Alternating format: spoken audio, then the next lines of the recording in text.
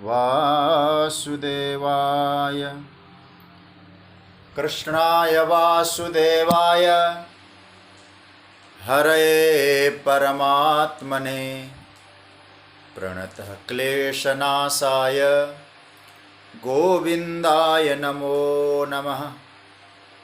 नमः परमहंसास्वादितचरणकमलचिन्मकरन्दाय भक्तजनमानसनिवासाय श्रीरामचन्द्राय वागीशायस्य वदने लक्ष्मीर्यस्य च वक्षसि यस्यास्ते हृदये संवित् तं नृसिंहमहं भजे।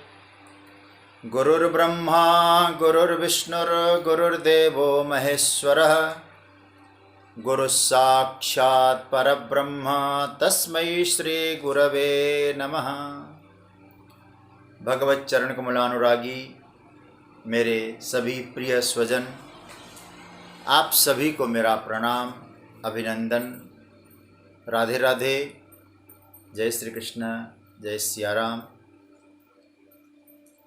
भगवान की मंगलमय कृपा करुणा से हम सभी स्वाध्याय परिवार में बैठकर परिवार की चर्चा की तरह यह गीता का स्वाध्याय चल रहा है। प्रभु की मंगलमय कृपा से श्रीमद् भगवत गीता के दूसरा अध्याय सांख्य योग पर चर्चा चल रही है। कल 44वें श्लोक में ये बात आई कि जिनकी बुद्धि अव्यवस्थित है, भोग और ऐश्वर्य के कारण जिनका चित्त अपहृत हो गया है, और ऐसा जो व्यक्ति है उस परम तत्व में अपनी बुद्धि को टिका नहीं सकता, स्थिर नहीं कर सकता। और स्थिर बुद्धि किए बिना कर्म मार्ग में, निष्काम कर्म मार्ग में व्यक्ति आगे बढ़ नहीं सकता। तो प्रश्न उठता है कि आप कहते हैं कि निष्काम कर्म में प्रवृत्त होने के लिए हमें अपनी बुद्धि को व्यवस्थित करनी चाहिए, लेकिन वेद ने तो कामना प्रधान यज्ञ की भी चर्चा की। थोड़ा ध्यान से समझना। वेद ने कहा कि ऐसा यज्ञ करो, इससे ये मिलेगा, ऐसा काम करो, ये मिलेगा। और हमारे यहाँ वेद श्रेष्ठतम माना गया है। वेद राजाज्ञा है। वेद ने जो कहा उसे हम स्वीकारते हैं। तो आप तो कहते हैं निष्काम स्थिति में पहुंचो, लेकिन वेद ने सकाम कर्मों की भी चर्चा की। तो भगवान, एक संशय हमारे मन में है, तो क्या ये वेद की बात हम न माने? निष्कामता में जाने के लिए क्या वेद की अवहेलना कर दें? क्योंकि वेद के 3 रूपों में कर्म, उपासना और ज्ञान की चर्चा है। तो क्या कर्मकांड छोड़ दें हम?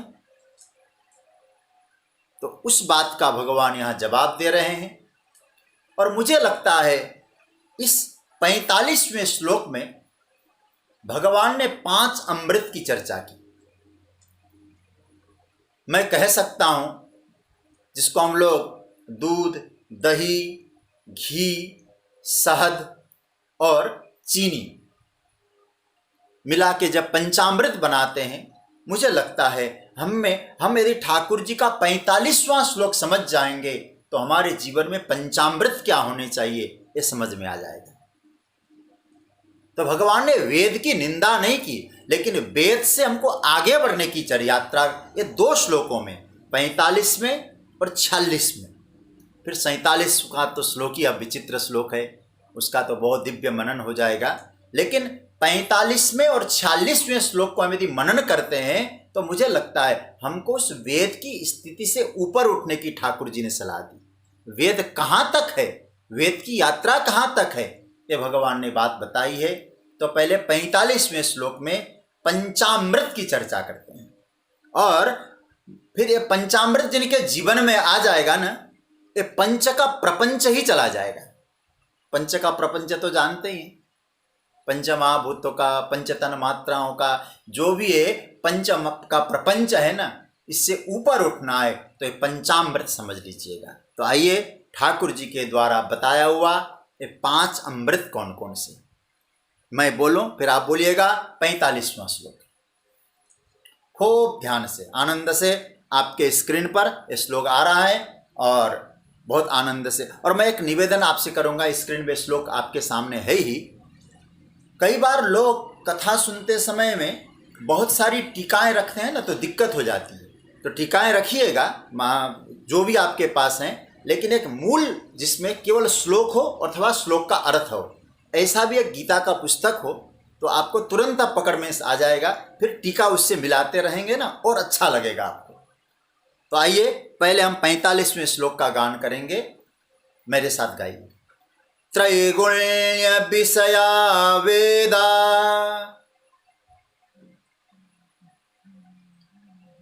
निस्त्रैगुण्यो भवार्जुन निर्द्वन्द्वो नित्यसत्त्वस्थो निर्योगक्षेम आत्मवान। भगवान कह रहे अर्जुन, संबोधन, हे अर्जुन, वेदा त्रैगुण्य विषया निस्त्रैगुण्य निर्द्वन्द्व नित्यसत्त्वस्थ निर्योगक्षेम आत्मवान भव। भगवान कह रहे हैं अर्जुन, वेदा, ये सभी जो वेद हैं, 4 वेद, ये वेद त्रैगुण्य विषया, तीनों गुणों को बताने वाले, तीनों गुणों के स्थिति को और उनके साधनों को, उनके कार्य को बताने वाले हैं। और तुझे क्या होना है? तो पहला निस्त्रैगुण्य होना है, दूसरा निर्द्वंद होना है, तीसरा नित्य सत्वस्थ होना है, चौथा निर्योगक्षेम होना है, और 5वां आत्मवान होना है। अब आइए हम लोग एक एक चरण की चर्चा करें। इसका अर्थ आप पहले अच्छी तरह समझ भी लिए होंगे, फिर एक बार चिंतन करना। वेदा अर्जुन, जो वेद हैं त्रैगुण्य विषय, तीनों गुणों के विषय में चर्चा करते हैं। सत्वगुण, रजोगुण, अभी मैं चर्चा करूंगा उसकी। लेकिन हमको क्या होना है? तो अर्जुन ये 5 अमृत जीवन में उतार। पहला अमृत क्या है? निस्त्रैगुण्य, निस्त्रैगुण्य पहला अमृत। इसकी एक एक चर्चा करेंगे, एक एक पद की। दूसरा अमृत निर्द्वंद, तीसरा अमृत नित्य सत्वस्थ, चौथा अमृत निर्योगक्षेम, और 5वां अमृत है आत्मवान भव। भव शब्द आशीर्वादात्मक होता है, जिसको कहते हैं ना यशस्वी भव, शतायु भव। भगवान मानो अब महत्वपूर्ण विषय में हमको ले जाएंगे, कर्मण्येवाधिकारस्ते से, तो भगवान सबको आशीर्वाद, अर्जुन के माध्यम से हम सबको आशीर्वाद दे रहे। भव क्या हो? तो एक एक शब्द के साथ जोड़ दीजिएगा, समझने के लिए मैं कह रहा हूं। निस्त्रैगुण्य भव, निर्द्वंदो भव, नित्य सत्वस्थो भव, निर्योगक्षेम भव, और आत्मवान भव। अब एक एक सूत्र पर चर्चा करते हैं। देखो, पहला सूत्र भगवान कहते हैं वेदा त्रैगुण्य विषया। वेदों में 3 गुणों की चर्चा है, सत्वगुण, रजोगुण और तमोगुण। ये हमारे यहाँ 3 गुण माने गए, और तीनों गुणों के कार्य हैं। और जब तक संसार में हम लोग रहते हैं और हमें तीनों गुणों की आवश्यकता होती है। 3 गुण न हो तो दिक्कत हो जाएगा जीवन चलने में। दूसरे रूप में हम कहें, ये 3 गुणों के कारण हमारा जीवन चलता है। तमोगुण भी ना हो ना तो भी जीवन नहीं चलेगा। वेद में तीनों गुणों की है, इसलिए वेद के अनुसार जीवन चलना। सबसे पहले आप देखें, एक एक सूत्र हम उपयोग करने की कोशिश करें। अब इन तीनों गुणों का उचित उपयोग हो तो आपके जीवन में ये वेद के तीन गुण आपको उस संस्कृति तक पहुंचाएंगे, उस स्वरूप तक पहुंचाएंगे। और उन तीनों गुणों का दुरुपयोग हो तो वो विकृति तक पहुंच जाएंगे। और तीनों गुण है प्रकृति। मैंने संभवतः एक बार कभी कहा हो, मैं पुनः आपको दोहरा रहा हूं, ये तीन गुण है प्राकृतिक गुण, प्रकृति के गुण है। ये सब ऊपर उठेंगे तो वो संस्कृति है, और ये तीनों गुण नीचे उतारेंगे ये विकृति है। तो वेद हमको ऊपर उठाने के लिए कह रहे हैं, उठने के लिए कह रहे हैं। देखो एक एक सूत्र पर चिंतन करें हम लोग। जब उन गुणों के प्रति आसक्ति हो जाए तो फिर अधपतन हो जाएगा। तो सबसे पहला हम लोग ये देखें, तीन प्रकार की रस्सी है। इसलिए संस्कृत भाषा में गुण शब्द को, गुण का अर्थ रस्सी भी होता है। हाँ, बड़ा सुंदर सूत्र है। रस्सी को भी गुण कहते हैं संस्कृत में। अब रजोगुण, तमोगुण, सत्वगुण। सत्वगुण सोने की जंजीर है, रजोगुण चांदी की जंजीर है, और तमोगुण लोहे की जंजीर है। इसलिए चांदी को संस्कृत में रजक भी रजत कहते हैं। तो आप जरा एक एक सूत्र पर चिंतन करते हैं। अब आइए, अच्छा तमोगुण क्या है? आपको आवश्यकता है कि नहीं सोना? निद्रा न हो तो जीवन कैसे चले? आवश्यक। तो निद्रा तमोगुण है। और निद्रा आवश्यक है कि नहीं है? निद्रा अत्यधिक आवश्यक है। लेकिन उसी निद्रा में, प्रमाद में हम लोग सुख की आसक्ति रखें, ये बंधन है, ये विकृति है। दूसरा, अब रजोगुण। आप यदि दिन भर एक ही जगह बैठे रहेंगे तो कुछ काम होगा क्या? नहीं होगा। तो आपको क्या करना होगा? कार्य भी करना होगा, एक जगह उधर भी जाना होगा, इधर भी व्यवहार करना होगा, पारिवारिक उत्तरदायित्व की पूर्ति करनी होगी, व्यापारिक दायित्व है, सामाजिक दायित्व है। ये सब क्या है? इनको आप पूरा करेंगे। ये पूरा करने में जो आप ऊर्जा लगाएंगे, ये आपके लिए रजोगुण है। अच्छा, आप लोग अभी गीता का चिंतन कर रहे हैं, सत्संग कर रहे हैं, सेवा कर रहे हैं, भगवान का सुमिरन कर रहे हैं। ये सत्वगुण की स्थिति। मैंने जैसे रजोगुण कहा, अब रजोगुण करते समय, सामाजिक दायित्व पूरा करते समय, बच्चों को उन्नत बनाते समय हमारे मन में जब ये भाव रहेगा, बच्चे हमारे लिए कुछ करके जाएं, इस काम को मैंने समाज के लिए किया, हमको यश प्रतिष्ठा सम्मान मिले, ये उस रजोगुण में आ सकती है। और सत्वगुण सुमिरन सेवा सत्वगुण के प्रतीक है। लेकिन उसमें भी जब हमारी आसक्ति होती है, ये भी बंधन कारक होता है। इसको कहते हैं सात्विक आसक्ति। इन तीनों से ऊपर उठना होगा। ये बांधेंगे, सावधान नहीं हो ना, ये तीनों प्रकार की जंजीरें सोने की। अब कई बार अरे भैया क्या सोना है मेरे पास, जंजीर तो जंजीर ही है, वो तो बांधते हैं। भगवान संकेत करना चाहते अर्जुन, ये तीन गुण वेदों ने प्रतिपादित किया है। वेदों ने कहा है, ये तीनों गुणों का प्रतिपादन वेद ने कहा है। इसलिए वेद त्रिगुणात्मिका तत्व है। लेकिन वेद के बिना हमारा जीवन नहीं चलता, तीनों गुणों के बिना जीवन नहीं चलता।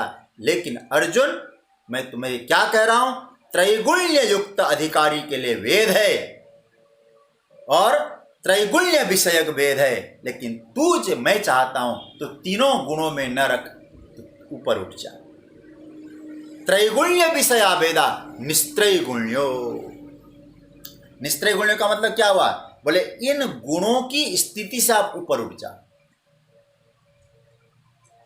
ऊपर उठ जा। देखो, निर्गुण अधिकारी के लिए नहीं, सगुण अधिकारी के लिए सब है। वेद का जो निर्गुण है, ये सकाम व्यक्ति के लिए है। जैसे हमारे यहाँ, मैं कई बार पहले भी कह चुका हूँ, वेद के 3 भाग हो गए। कर्म भाग 80,000 मंत्रों का, उपासना भाग 16,000 मंत्रों का, और ज्ञान कांड उपनिषद 4,000 मंत्रों का ज्ञान भाग। तो इसका क्या करना है? वेद का जो शिरोभाग है वो ज्ञान है। भगवान कहते कर्म उपासना ज्ञान में तुम एक एक करके ऊपर उठते जाओ, ज्ञान के शिखर में पहुंचो। कैसे करना है? अब इसको थोड़ा सा ध्यान देना। अब ये है मेरी ओर, आप देख सकते हैं तो देख लें, नहीं तो सुन लें, कोई बात नहीं। सबसे नीचे है तमोगुण, फिर यहाँ है रजोगुण, यह है सत्वगुण। हमको ऊपर उठना है। कैसे है? तो एक सूत्र है गीता का, आप रजोगुण तमोगुण से रजोगुण की ऊपर उठे, रजोगुण तक पहुंचिए। यात्रा कैसे जाना है? देखिए, निस्त्रय गुण्य भगवान कह रहे हैं। वेद ने तीनों गुणों की अवस्था का वर्णन किया है, लेकिन अंत में जाकर वेद ने उपनिषद की चर्चा की है, ज्ञान की चर्चा की है। भगवान अर्जुन से कह रहे हैं, अर्जुन आपके पास तमोगुण हो ना, कोशिश करो तमोगुण से हम ऊपर उठें, रजोगुण तक जाएं। रजोगुण में पहुंच गए तो तमोगुण की आसक्ति को मिटाइए। अब खत्म हो गया तमोगुण, फिर आप रजोगुण में है, फिर रजोगुण से वहीं रुकना नहीं, सत्वगुण में पहुंचे।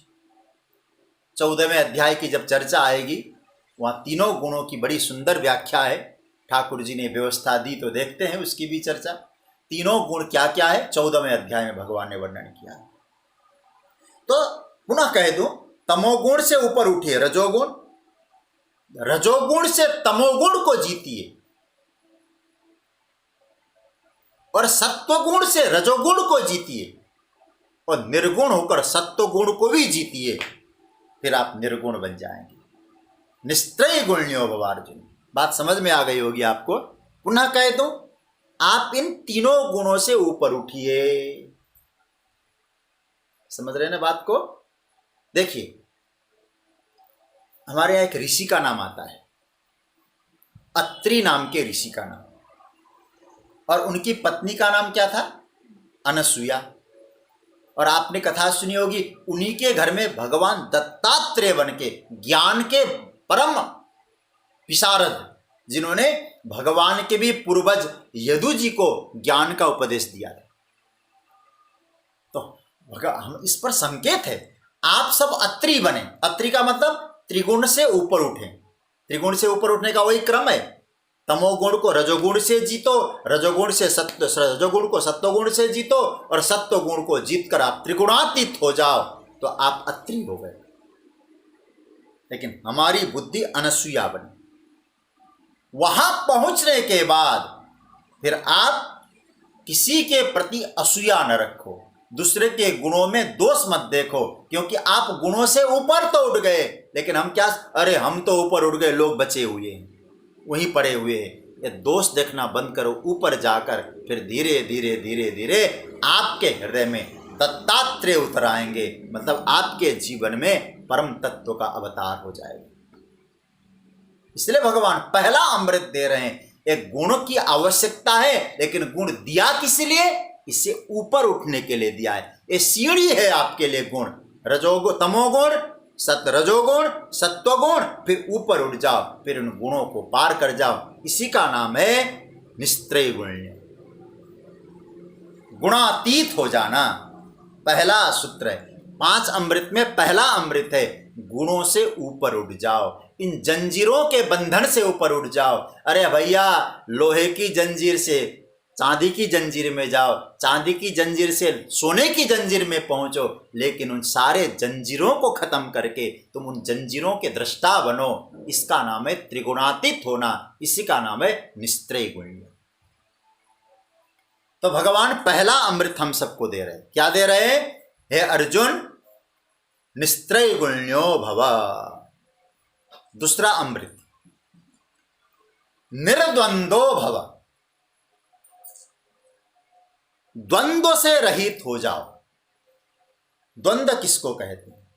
द्वंद्व शब्द का संस्कृत में अर्थ होता है द्वौ च इति द्वंद्व, जहां दो हो, दो में उलझा हुआ हो, उसका नाम है द्वंद्व। दो क्या है?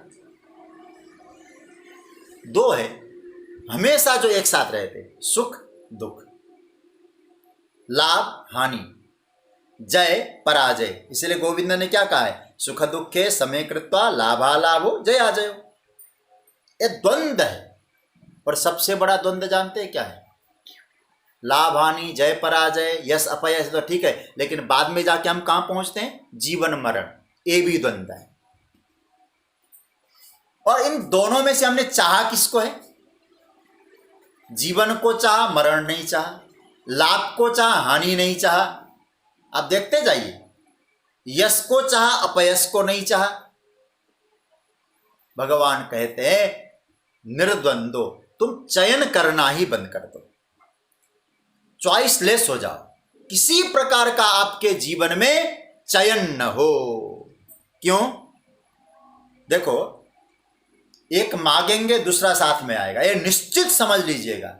यदि हम लोग सुख मांगेंगे तो दुख साथ में आएगा। ऐसा कोई सुख नहीं है दुख के बिना हो, ऐसा कोई संयोग नहीं है जो वियोग के बिना हो। संसार का जितना भी संयोग है वियोग के बिना संयोग नहीं है। संसार का जितना भी सुख है दुख के बिना सुख नहीं है। संसार का जितना भी जय है पराजय के बिना जय नहीं है। एक दूसरा लगा हुआ है। और मैं आपसे कहूं, लाभ हानि इन दोनों में एक को चयन करना ही द्वंद्व में रहना है। निर्द्वंद मतलब दोनों को चयन न करो। कैसे? मैं आपसे एक और बात कहूं, जिसे निंदा से बचना है वो प्रशंसा से भी बचे। कृष्ण का सूत्र ये निर्द्वंद का अमृत समझ लो। जिसे निंदा से बचने की इच्छा हो, कृपया कृपया प्रशंसा से बचे।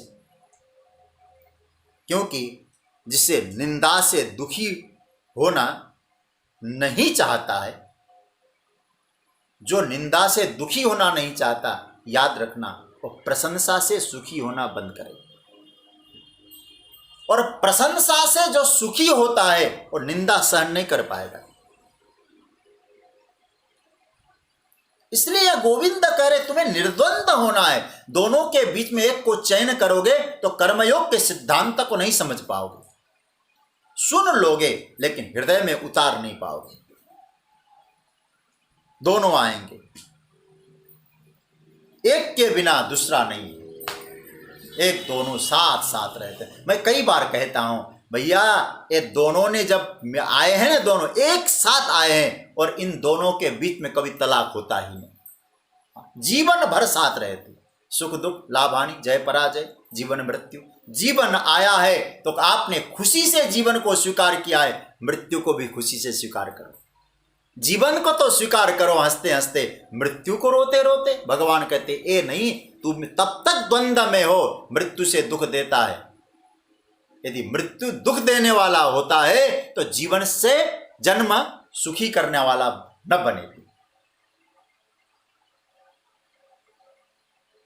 एक छोटी सी कथा मैं आपको सुनाता हूं। एक बार एक भिक्षुक, एक महात्मा मधुकरी लेने के लिए एक माताजी के यहाँ गए। माताजी अकेली घर में थी, वृद्धा थी, बहुत भक्तिमती, गीता का नित्य मनन करना, पाठ ही नहीं खूब मनन करती थी गीता का।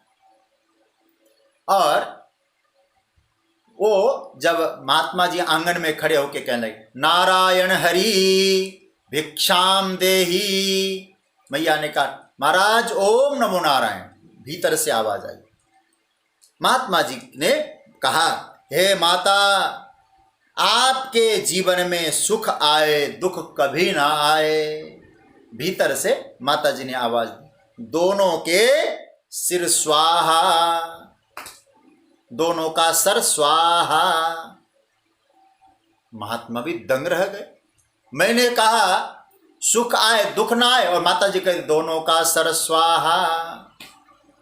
माता महाराज जी को लगा शायद आशीर्वाद कम पड़ गया होगा, तो कहने लगे, हे माता जी, आपके घर में रोज बसंत ही बसंत आए, कभी पतझड़ न हो, दोनों का सर स्वाहा। माता जी ये कहे। अब उसके बाद बाहर खड़े, महाराज माता जी मुझे भिक्षा नहीं चाहिए, बस आप आके कुछ बातें आपसे पूछना है। आप बड़ी विदुषी लगती है। तो माता जी बाहर आई। माता जी से महाराज जी ने कहा कि महाराज माता जी, आपको मैंने आशीर्वाद दिया, आपके जीवन में सुख आए दुख ना आए, आपके जीवन में बसंत आए पतझड़ ना आए। आपने कहा दोनों का सरस्वाहा। माता जी मुस्कुराई और कहने लगी, महाराज जी मैंने गीता पढ़ी है और गीता के अनुसार जीवन जीती है। जो चीज संभव नहीं है ऐसा आशीर्वाद कभी मत दो। क्यों महाराज जी? माता जी बोले आपने क्या कहा कि आपने कहा सुख आए दुख ना आए, बसंत आए पतझड़ ना आए। बोले कभी संभव ही नहीं है, इसलिए दोनों का सरस्वा, सुख भी जाए दुख भी जाए, बसंत भी जाए और पतझड़ भी जाए, मैं उनसे ऊपर उठना है मुझे। मैंने गीता का अध्ययन किया है, गीता के अनुसार जीवन जीती हूं। न सुख में मुझे सुखी होना है न दुख में दुखी होना है। यदि मुझे सुख में सुखी होने की आवश्यकता है तो दुख में दुखी होना बंद करना पड़ेगा। दोनों लहरें हैं महाराज जी, ये आते हैं जाते हैं, हमें साक्षी बन के रहना है। थोड़ा सा ध्यान दो। अभी आप गीता के आगे की यात्रा में जाएंगे। भगवान ने आपके पास, सबके पास गीता तो पुस्तकें होंगी। मैं आप लोगों को छोटी सी पुस्तकियाँ, इसलिए मैंने आज कहा था छोटा सा पुस्तक लेके बैठ जाएंगे ना, तुरंत पकड़ में समझ में आ जाएगा। और फिर व्याख्या वाली पुस्तक तो पलटते पलटते बड़ी लंबी हो जाएगी। तो आपको मैं कहूँगा 7वें अध्याय के 27 और 28वां श्लोक खोल लेना। थोड़ा सा आप खोल लीजिए, मैं भी खोल ही रहा हूं। 7वां अध्याय उसका 27वां और 28वां। यहां भगवान ने दोनों जगह द्वंद्व शब्द का प्रयोग किया है। पहला प्रयोग किया 27वें अध्याय में, इच्छा द्वेष समुत्थेन द्वंद्व मोहेन भारत सर्वभूतानि सम्मोहम सर्गे यान्ति परन्तप। मैं इसकी विस्तार में चर्चा नहीं करूंगा, केवल संकेत करूंगा। भगवान 27वें श्लोक में क्या कह रहे हैं कि हे अर्जुन, द्वंद्व से सम्मोह पैदा हो जाएगा। तो सम्मोह शब्द का अर्थ है अविवेक। जब जीवन में द्वंद्व आ जाएगा तो व्यक्ति का विवेक काम नहीं करेगा, तो अविवेक प्रकट हो जाएगा। और अविवेक क्या करता है? देखिए यहां आ गया श्लोक हमारे, हाँ, इच्छा द्वेष समुत्थेन द्वंद्व। कितना बढ़िया व्यवस्था, हमारे मनोज जी को धन्यवाद दें। वो देखो, इच्छा द्वेष समुत्थेन द्वंद्व मोहेन भारत। अभी इसको स्क्रीन पे रखे रहिएगा। सर्वभूतानि सम्मोहम सर्गे यान्ति परन्तप। भगवान कह रहे हैं कि अविवेक व्यक्ति को फंसाता है। द्वंद्व से जब फंसता है व्यक्ति, अविवेक का जन्म होता है। द्वंद्व मोहेन भारत। और आगे 28वें श्लोक में भगवान क्या कह रहे हैं, इसको भी आपके स्क्रीन पे मैं पाठ नहीं कराऊंगा, केवल देख लीजिए। भगवान कहते हैं, एसाम त्वंत गतम पापम जनानाम पुण्य कर्मणाम ते द्वंद्व मोह निर्मुक्ता भजन्ते माम दृढ़व्रता। यहां भी द्वंद्व शब्द, ऊपर भी द्वंद्व शब्द। और 28वें श्लोक में भगवान क्या कह रहे हैं, निर्द्वंद होने से दृढ़ता आती है और दृढ़ता आने से परमात्मा की प्राप्ति अनुभूति हो जाती है। अब मैं केवल रेफरेंस के लिए आप लोगों को मैं वहां द्वंद्व शब्द को समझाने के लिए ले जा रहा। अब मूल विषय पे आ जाइए। भगवान कह रहे हैं कि द्वंद्व से अविवेक, अविवेक से व्यक्ति फंसेगा और निर्द्वंद हो जाएगा तो फिर दृढ़ता आ जाएगी, और दृढ़ता आ जाएगी तो एक तत्व को पकड़ पाएगा। तो भगवान यहां कहते हैं निर्द्वंदो। ये दूसरा अमृत महत्वपूर्ण है। किसी वस्तु अथवा किसी व्यक्ति से आपको राग होगा, मेरी बात को ध्यान देना। किसी वस्तु से, किसी व्यक्ति से आपको यदि राग होता है तो एक जोर अपशब्द शब्द जोड़ देना, वही ना हुआ है वहीं आपको द्वेष भी होगा। यह नियम है। इसलिए हमको क्या करना है, ये राग द्वेष क्या है, द्वंद्व है। राग प्यारा लगता है, द्वेष अच्छा नहीं लगता है, और प्यारे को पकड़ने की कोशिश करते, जो प्यारा ना उसको छोड़ने की कोशिश करते हैं। तो भगवान कहते हैं जब राग पकड़ोगे तो द्वेष किसी से होगा ही होगा। तो दोनों से ऊपर उठो, निर्द्वंद हो जाओ। एक तराजू लेते हैं ना, ये द्वंद्व एक तराजू का नाम, ये तराजू बराबर का मामला है। हाँ, हो सकता है कभी एक तराजू नीचे कभी एक तराजू ऊपर, लेकिन दोनों में ही वस्तु रखिए, एक में एक है तो दूसरे में दो है। तो इसका मतलब यह है ये बराबर रहेंगे। इसलिए भगवान कहते हैं चुनाव ठीक नहीं है। जो चुनाव करेगा उसे फंसना ही पड़ेगा। सुख का चुनाव करेगा तो दुख भी आएगा। इसलिए चुनाव न करो। और सच्ची बात तो यह है, द्वंद्व ही नरक है, उससे ऊपर उठना है। इसलिए अर्जुन, निस्त्रय गुण्य, तीनों गुणों से ऊपर उठ जाओ, ये पहला अमृत है। निर्द्वंद बनो, ये दूसरा अमृत है। और तीसरा अमृत क्या है, पंचामृत की चर्चा है। तीसरा अमृत भगवान कहते हैं नित्य सत्वस्थ। ये महत्वपूर्ण शब्द है, नित्य सत्वस्थ। अब कई लोग गीता का केवल अनुवाद पढ़ के गीता सुनने समझने की कोशिश करते हैं, कहीं चूक जाते हैं। कई लोग कहते हैं नित्य सत्वस्थ, हमेशा सत्व गुण में रह जाओ। ऐसा भी कई अनुवाद में आया। अब आपके अनुवाद में क्या लिखा है मैं नहीं जानता हूं। नित्य हमेशा सत्व गुण में रहो, ऐसा लोग पढ़ते हैं। शायद ये भी लिखा होगा आपके अनुवाद में भी। अरे भाई, जब भगवान पहले अमृत में क्या कह रहे हैं, निस्त्रय गुण्यो, तीनों गुणों से ऊपर उठ जाओ। तो तीनों गुणों में तो सत्व गुण भी आ गया। तो यहां सत्वस्थ, सत्व में स्थित हो जाओ भगवान कह रहे हैं। तो वहां तो पहले भगवान ने कहा सत्व गुण से ऊपर उठ जाओ, और यहां कहते सत्व में स्थित हो जाओ। तो क्या सत्व का मतलब सत्व गुण है? नहीं, ये समझने जैसी बात है। भगवान यहां सत्व का अर्थ सत्व गुण नहीं करते। भगवान यहां सत्व का अर्थ करते हैं परमात्मा तत्व। जुष्टम बताद्याखिल सत्वरासे, मुझे बहुत प्यारा लगता है। करदम जी महाराज जब भगवान की स्तुति करते हैं ना, सरस्वती के तट पे तपस्या कर रहे थे करदम जी, भागवत में भगवान प्रकट होते हैं तो भगवान के लिए वो क्या शब्द का प्रयोग करते हैं, हे सत्व के राशि। तो सत्व शब्द का अर्थ है परमात्मा। परमात्मा तत्व, जिसको हम आत्म तत्व भी कहते हैं, उसमें हमें स्थित होना है। स्थित मतलब स्थापित होना है। किसी जैसे प्राण प्रतिष्ठा होती है ना, तो प्राण की प्रतिष्ठा कर दी जाती है, तो सत्वगण गुण में आपकी प्रतिष्ठा हो जाए। मूर्ति में जैसे प्राणों की प्रतिष्ठा कर दी गई, तो आपकी परमात्मा में प्रतिष्ठा हो जाए। सत्व गुण, सत्वस्थ। और कहे नित्य, एक शब्द महत्वपूर्ण है, तृतीय अमृत महत्व का है। नित्य हमेशा सत्व में स्थित हो जा, अपने स्वरूप में, परम तत्व में, परमात्मा में, अपने इष्ट देव में तू हो जा। क्यों? वो कहाँ है? नित्य है। एक शब्द महत्व का है यहां, नित्य वस्तु में तू स्थित हो जा।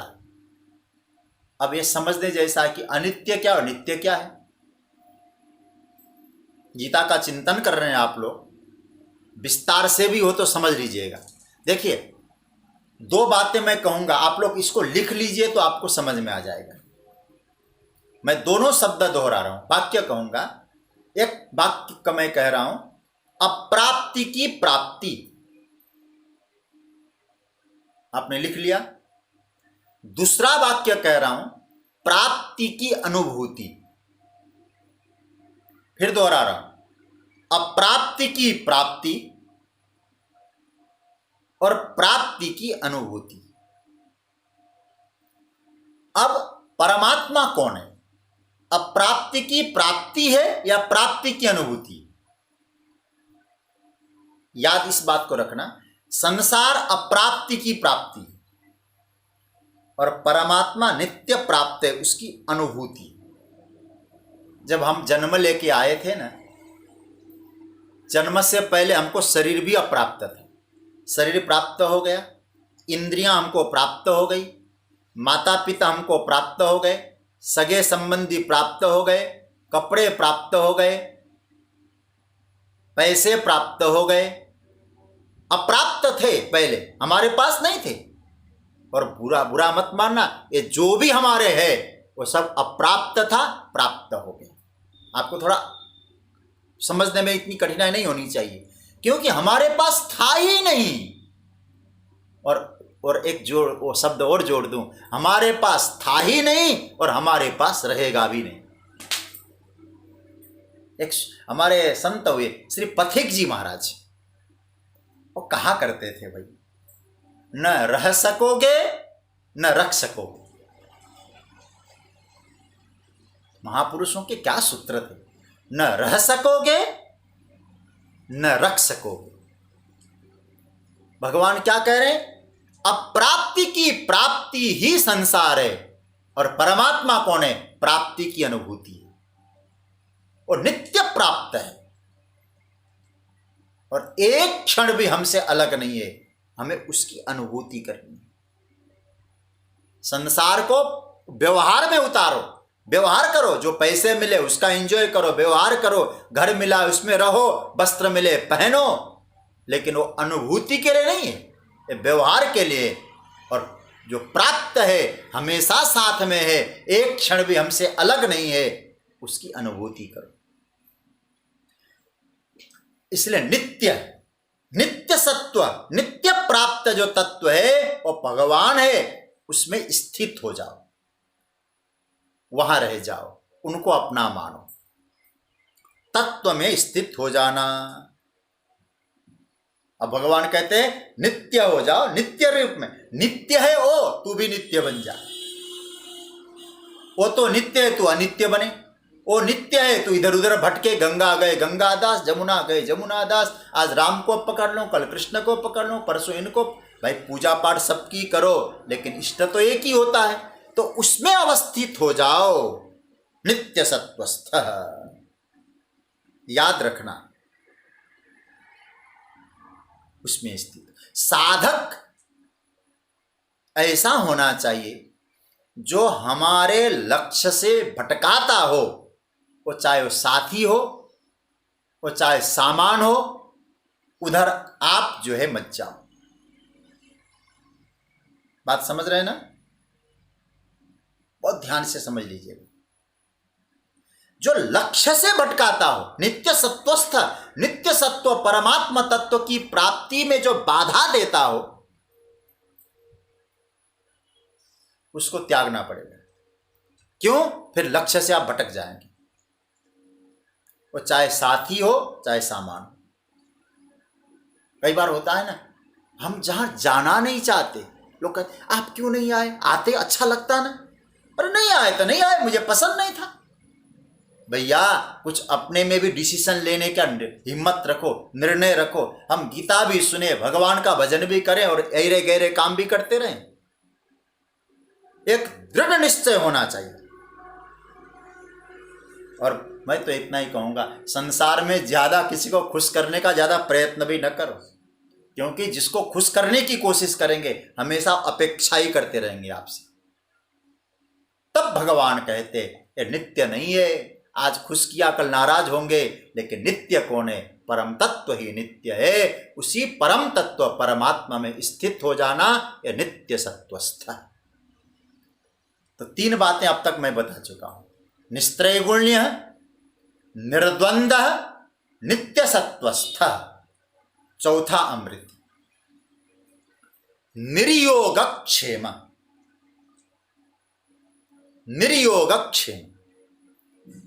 पहले तो योग और क्षेम के विषय में शायद आप जानते ही हैं। जगत गुरु शंकराचार्य भगवान योग और क्षेम की व्याख्या करते हैं। योग किसको कहते अप्राप्तस्य प्रापणम योग, प्राप्तस्य परिरक्षणम क्षेम। ये जगत गुरु शंकराचार्य अपने भाष्य में लिखते हैं। जो है नहीं, अप्राप्ति है जो हमारे पास, जो वस्तु, या भगवान की नहीं कह रहे हैं, जो अप्राप्ति है वस्तु, संसार साथी इत्यादि, उनको प्राप्त करना ये योग है। और जो मिल चुका है वो हमेशा रहे, उसकी रक्षा करना एक क्षेम है।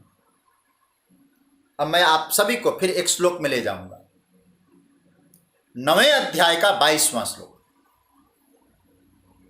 आप इस श्लोक को पकड़िएगा और आपको बहुत अच्छा लगेगा। 9वें अध्याय का 22वां श्लोक।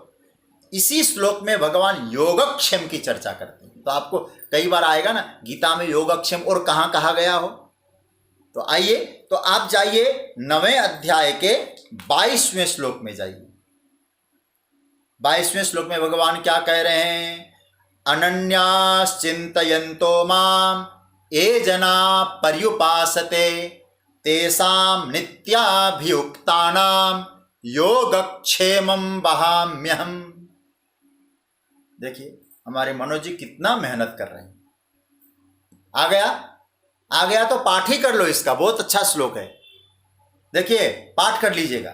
अनन्याश्चिन्तयन्तो माम ये जना पर्युपासते तेषां नित्याभियुक्तानां योगक्षेमं वहाम्यहम्।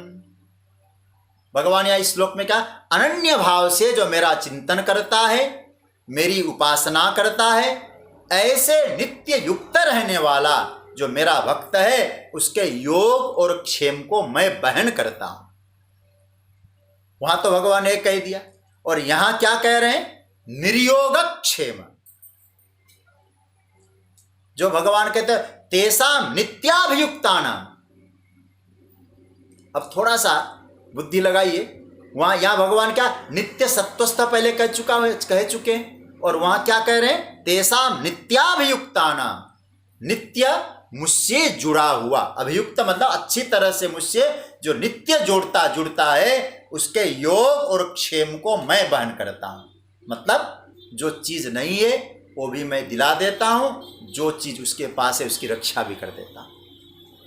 अब श्लोक में जाएंगे तो और अच्छी व्याख्या करेंगे। लेकिन जब भगवान ये कह रहे हैं जो नित्य सत्वस्थ है, नित्याभियुक्तानाम है, उसके योग क्षेम को जब मैं वहन करता हूं, तो फिर तुमको योग क्षेम की चिंता अधिक नहीं करनी है। फिर क्या होना है? तुझे अमृत दिला रहा हूं, निर्योग क्षेम। मतलब तुम प्रभु की प्राप्ति के बाद न पाने की इच्छा है, न रखने की इच्छा। जो प्राप्त है उसको न रखने के लिए प्रयत्न है, न नहीं पाया उसको पाने के लिए लालसा है, क्योंकि नित्य सत्वस्थ हो गया। बात समझ रहे हैं ना आप? यदि हम लोग नित्य सत्वस्थ हो गए, नित्य परमात्मा से जुड़ गए, न कोई पाने की लालसा रहेगी और न पाई हुई वस्तु को रखने की लालसा। रखी रहे, हमेशा रहे, ये लालसा भी नहीं होगी। इसी का नाम है निर्योग क्षेम। क्योंकि वो भक्त क्या सोचेगा? वो सोचेगा भैया जो है नहीं वो व्यवस्था करेगा, रखना हो तो रख लेगा।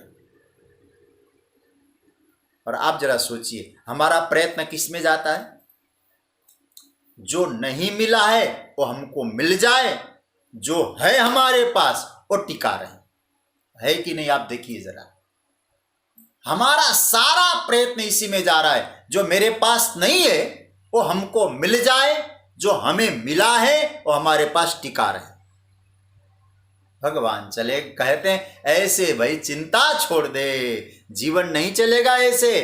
तुम जब नित्य सत्वस्थ हो गए तो निर्योग क्षेम होना पड़ेगा। न योग की चिंता न क्षेम की चिंता, क्योंकि जब मैं वचन दे रहा हूं मुझसे जो जुड़ जाएगा उसके योग की और क्षेम की चर्चा बहन मैं करता हूं, पूरा करता हूं। बड़ा महत्व का चिंतन है। इसलिए ठाकुर जी यहां कहते निर्योग क्षेम।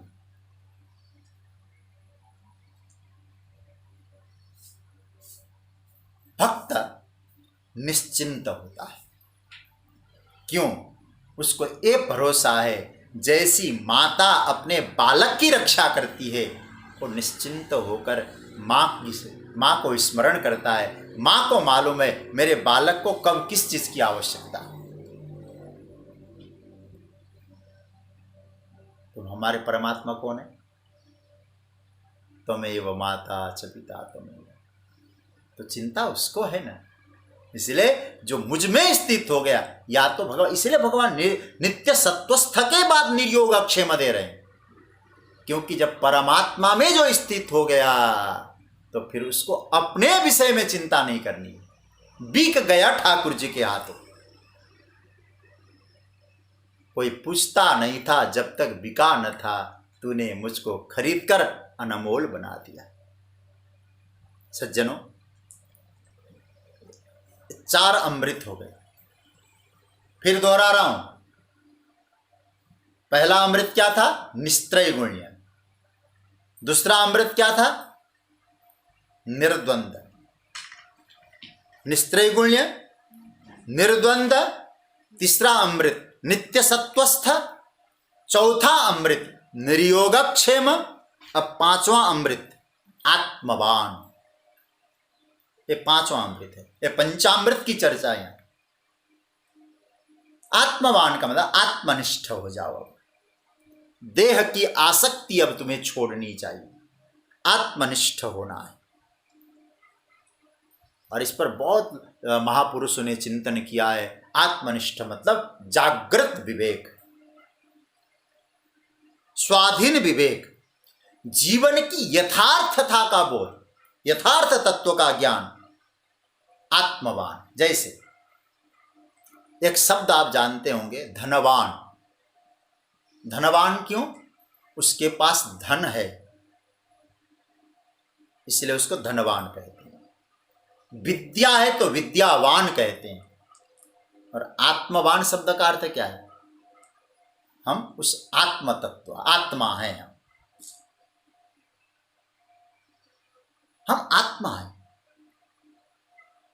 हम परम सत्ता का, अपने परम सत्ता हमारे में है और परम सत्ता के हम हैं, ये अनुभव करना, ये आत्मवान का लक्षण है। अपने स्वरूप को जानना, ये आत्मवान। और याद रखना, जब व्यक्ति अपने स्वरूप को जानता है, मैं कौन हूं ये जानता है, इन अंतिम अमृत बताया, आत्मवान बनो। गौड़पाद जगतगुरु शंकराचार्य जी के भी गुरु जी, और आत्मवान का एक सुंदर उदाहरण देते, एक सूत्र देते। आत्मवान कौन है? एक श्लोक है, अनादि माया सुप्तो यदा जीव प्रबुध्यते अजन्म निद्र मत स्वप्नम अद्वैतम बुध्यते तदा। बड़ा सुंदर कह रहे हैं कि अनादि माया से जो सुप्त है, जब जीव उस स्थिति से जग जाता है तो फिर निद्रा, स्वप्न, जन्म इत्यादि उस सब से ऊपर उठकर उस आत्मवान बनकर अपने स्वरूप को जान जाता है।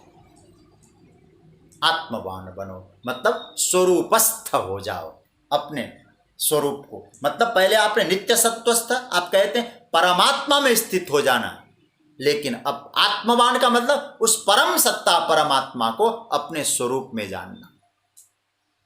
और भगवत तत्व आप जान गए, उसको उसमें स्थित हो गए। लेकिन स्थित होने का मतलब अब ये समझ लो, वो मुझ में भी स्थित है, मुझ में और उसमें कोई भेद नहीं। पुनः एक बात दोहरा दूं, ये 5 अमृत की चर्चा भगवान ने कहा, हे अर्जुन, त्रैगुण्य विषया वेदा। वेद ने 3 गुणों की चर्चा की, सत्वगुण, रजोगुण, तमोगुण की चर्चा की, लेकिन तुम इनसे ऊपर उठो। पहला निस्त्रैगुण्य भव, सत्वगुण, रजोगुण, तमोगुण से ऊपर उठो। फिर निर्द्वंदो भव, द्वंद्व से ऊपर उठो, निर्द्वंद हो जाओ। और फिर नित्य सत्वस्थ हो जाओ और निर्योगक्षेम हो जाओ, आत्मवान हो जाओ। ये पंचामृत की भगवान ने चर्चा की।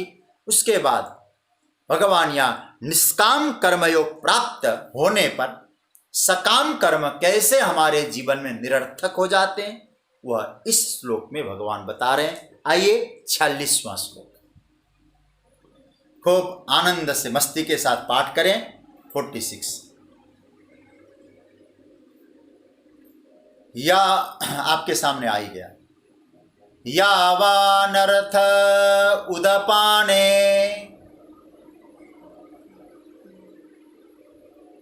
सर्वतः संप्लुतोदके तावान् सर्वेषु वेदेषु ब्राह्मणस्य विजानतः। सर्वतः संप्लुतोदके उदपाने यावान् अर्थ विजानतः ब्राह्मणस्य सर्वेषु वेदेषु तावान्। इसका अर्थ समझ लें।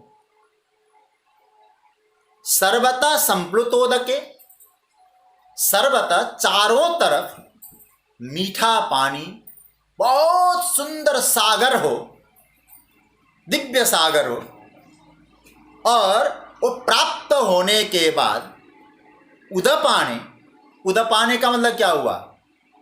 कुआं। कुएं से यावान अर्थ, अब हमको कुएं से कोई आवश्यकता नहीं रही क्योंकि हमको सागर मिल गया है, तो कुएं का इतना महत्वपूर्ण प्रयोजन नहीं था। अब इसी तरह से ब्राह्मणस्य विजानत तावान, और सर्वेषु वेदेषु, तो सारे वेदों में जो ज्ञानी महापुरुष है, वैरागी ज्ञानी ब्राह्मण लोग हैं, वो कितना लेते हैं? उनके आवश्यकता के अनुसार ले लिया, लेकिन उस परम सत्ता की प्राप्ति के बाद वो वेद भी कुएं की तरह हमारे लिए प्रयोजन के बाहर हो जाएंगे। थोड़ा सा समझ लीजिए। इसलिए भगवान यहाँ कह रहे हैं कि सर्वतः, पुनः एक बार कह दूं, चारों तरफ जल भरा हो तो कुएं की आवश्यकता इतनी नहीं होती, लेकिन उसी तरह से ब्राह्मणस्य, जो ब्राह्मण है, सर्वेषु वेदेषु तावान, जो ज्ञानी है, संपूर्ण वेदों को जानने वाले जो ज्ञानी है, वो उतना ही अपने महत्व की बात ले लेते। देखो, कई लोग इस सूत्र पर कहते हैं कि वेद की निंदा भी हुई, क्योंकि कहते हैं कि वेद तो कुएं की तरह है और बाकी परम तत्व सागर की तरह है, वेद को कुआं बना दिया। पहले तो मैं आप लोगों को एक और निवेदन करूं, तो मैं इस श्लोक की थोड़ी आगे चर्चा करूं। संकीर्ण तत्ता से गीता नहीं समझ में आएगी। नैरो माइंड वाले व्यक्ति गीता को समझ ही नहीं पाएंगे। गीता समझने के लिए आपका दृष्टिकोण व्यापक होना चाहिए, सोच व्यापक होना चाहिए, ब्रॉड माइंड हो, तब आप गीता समझ पाएंगे। इसलिए छोटी सोच लेकर गीता मत समझिएगा। भगवान यहां कहते हैं कि भगवान ने तो संकीर्ण सोच का ही निवृत्त करा दिया। यहां कई लोगों को भ्रांतियां हुई होगी कि वेद का असम्मान तो नहीं हुआ, क्योंकि वेद से ज्यादा प्रयोजन ही, थोड़ा सा ही प्रयोजन होता है वेद का। कितना? बोले कुएं से हमको दिए, रोज के जीवन में थोड़ा मुंह धो लिया, पानी पी लिया, लेकिन हमको तो मीठा सरोवर मिल गया। कई लोग इस पर कहते हैं कुएं को मतलब वेद को इतना संकीर्ण बना दिया भगवान ने। नहीं, भगवान ने वेद की मर्यादा बांधी, क्योंकि वेद ने 3 गुण भगवान पहले कह चुके हैं। आपको तो ऊपर उठना है ना, वेद की एक मर्यादा है। कई लोग कहते हैं गीता ने क्या वेद की निंदा की, वेद को गीता ने अवैधिक बता दिया, वेद का असम्मान क्यों हुआ?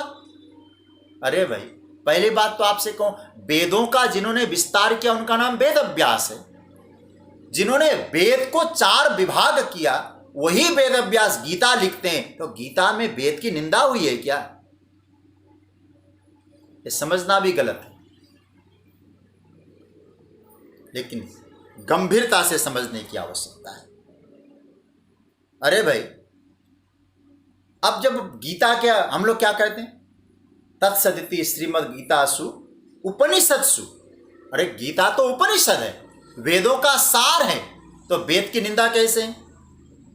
बस इतना भगवान कहना चाहते हैं कि आपको वेद का माध्यम लेना है, कहां तक पहुंचना है? उस आत्म तत्व तक जाना है, आत्मरस की अनुभूति करनी है।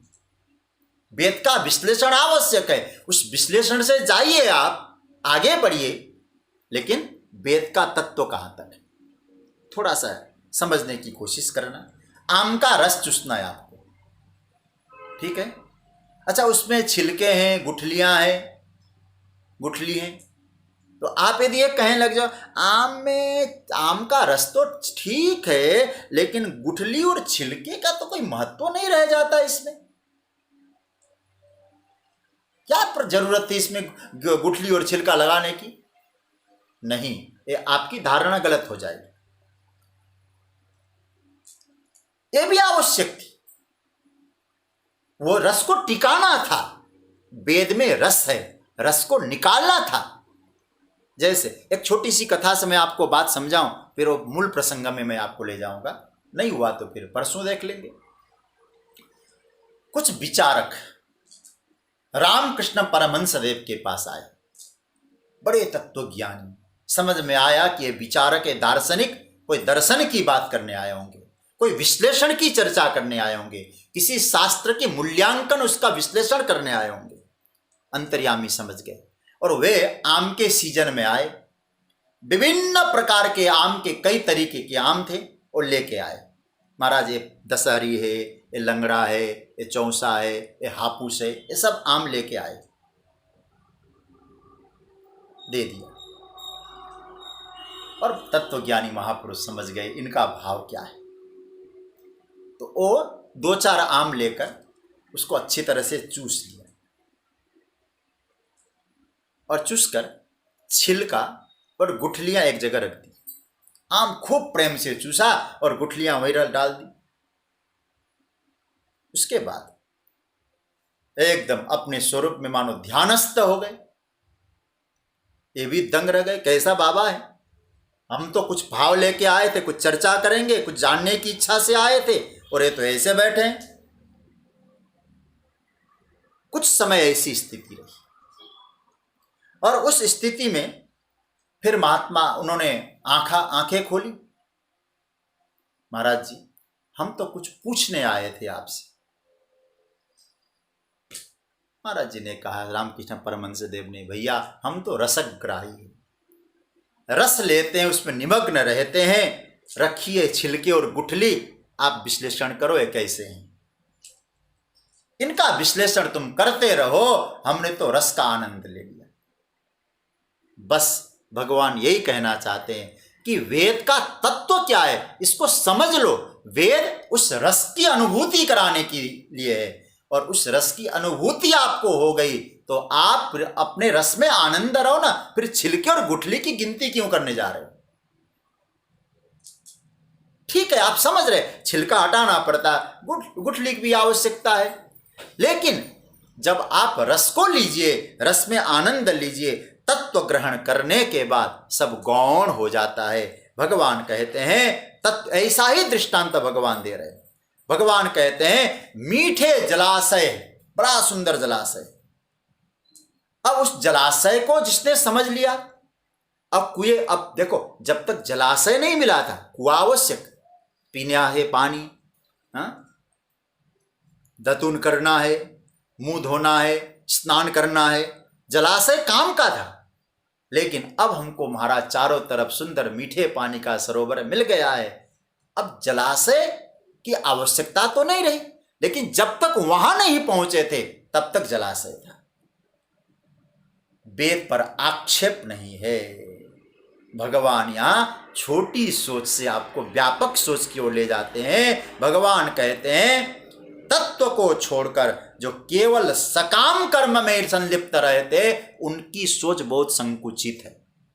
भगवान यहां निष्कामता के सामने सकामता की स्थिति, सकामता के सामने निष्कामता की ऊंचाई, शरीर के सामने आत्मा की ऊंचाई, और संसार के सामने परमात्मा की स्थिति का वर्णन यहाँ कर रहे हैं। इसलिए भगवान कहते कुआं और सरोवर ये दोनों अंतर है। एक बात और कहनो अंत में, कुआं बनाया जाता है, सरोवर तो महाराज सागर तो निर्मित होता है।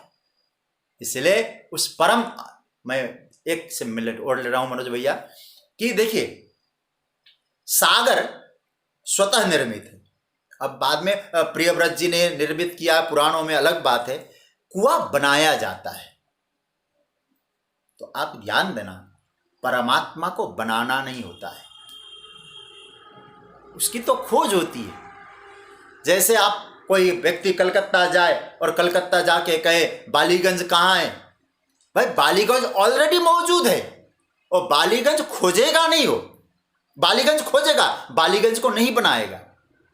तो यहां इसी तरह से वो सागर निर्मित है, पहले से ही है, कुआं बनाया जाता है। सकाम कर्म तो हम तैयार करते हैं, उस परम तत्व तो पहले से मौजूद है। तो याद रखना वेद वहां तक पहुंचाने का काम करता है।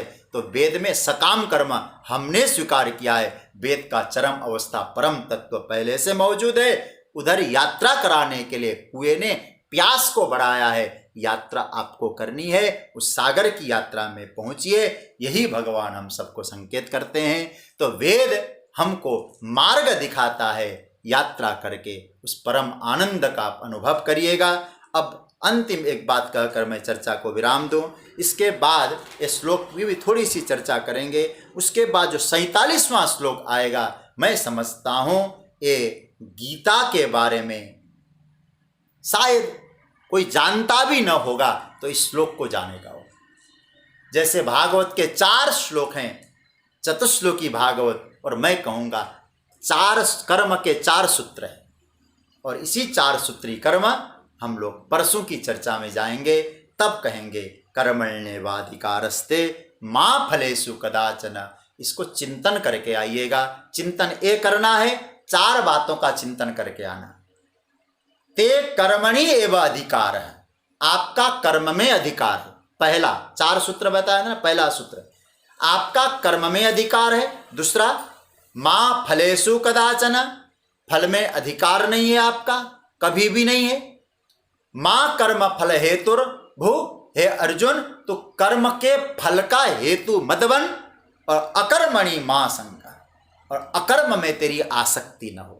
ये 4 सूत्र कर्म के चतुसूत्री है। इसकी चर्चा हम लोग अब सोमवार के दिन करेंगे। अब आप सब कल इसका खूब मनन करिएगा, और कुछ प्रश्न मेरे पास आए हैं, मैं प्रयास करूंगा, कल समय हमको मिलेगा और कल मैं उन प्रश्नों का भी उत्तर देने का प्रयास करूंगा। अब आज की चर्चा यहाँ विराम।